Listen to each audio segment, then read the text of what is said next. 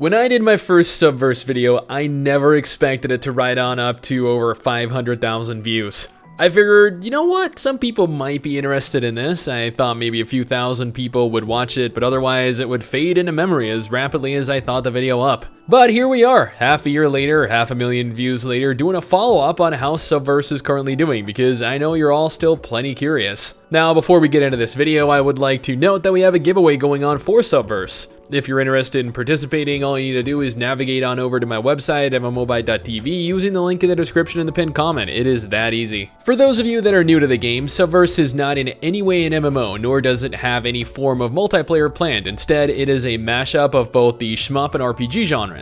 It's being built as an old school style RPG that has you navigate the galaxy looking for loot as you're the captain of a band of sky pirates or bounty hunters or both. I don't really remember. You seek out and recruit additional crew members ranging from humans, androids, and even aliens to populate your numbers because, you know, flying around the galaxy alone is kind of boring. Now that you're all caught up, let's talk about how the game has been coming along. Back in August, they announced that there would be a closed beta at the end of September for Kickstarter backers that had backed more than $80. The beta itself featured the tutorial and first mission of the game, allowing you to play through hours of shmup gameplay, of which people seem to be relatively pleased with. There were over 3,000 total participants during the beta, and a small handful of those beta testers had issues with the game. The beta, surprisingly, was announced to continue running with additional content and features added independently throughout additional phases of development. There are a plethora of milestones placed up on their Kickstarter page, of which one of the lowest tier stretch goals features Taryn, everyone's favorite Neko girl. Full details on her backstory, personality, and how she's going to interact with you as a captain can be found on their official Kickstarter page or their official website,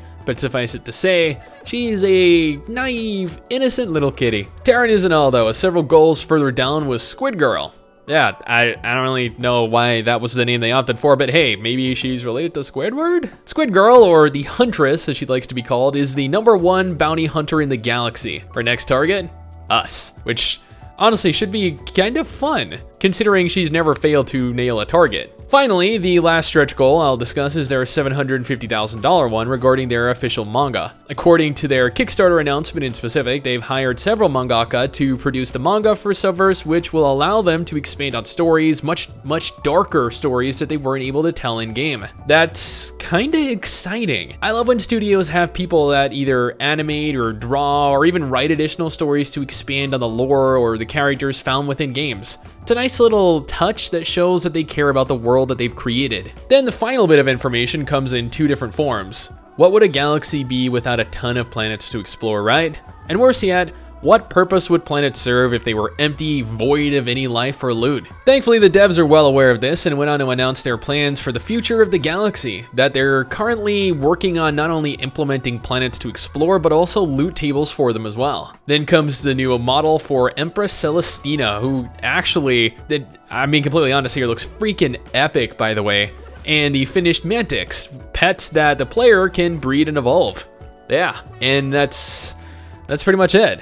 Unfortunately, it doesn't look as though we have a confirmed release date for the official version of the game yet, which is honestly a shame because I know a lot of you are interested in it, guys and girls alike, if the comment section of my last video is to be believed. But seriously, Subverse looks like it's going to be a really wild ride. The development team behind the game are putting a ton of work into it, and it really shows. I'm excited for the game. It blends both the shoot 'em up and the RPG genres together while simultaneously making a game that's targeted at adults instead of worrying where that'll ultimately get them. When Subverse finally releases, you can bet your ass I'm going to be playing it, if only to see the kind of game they ended up making. And considering there are going on 600,000 views for my first Subverse video, I'm going to go ahead here and assume that a lot of you are going to as well. If you want to see a more detailed analysis of the game, you can go ahead and watch my previous video, which I'll have a link to in the description in the pinned comment below. But that's just my opinion, my current impressions of the game and the devs' latest announcements for it. What do you guys think? Are you looking forward to it? Does it look exciting? Will you try it out, or do you even want to? Let me know in the comments below and let's talk about it. Anyway guys, that's it for me. Thanks for watching. Hopefully you enjoyed the video. Don't forget to subscribe for more content like this, and I'll see you all next time. Peace.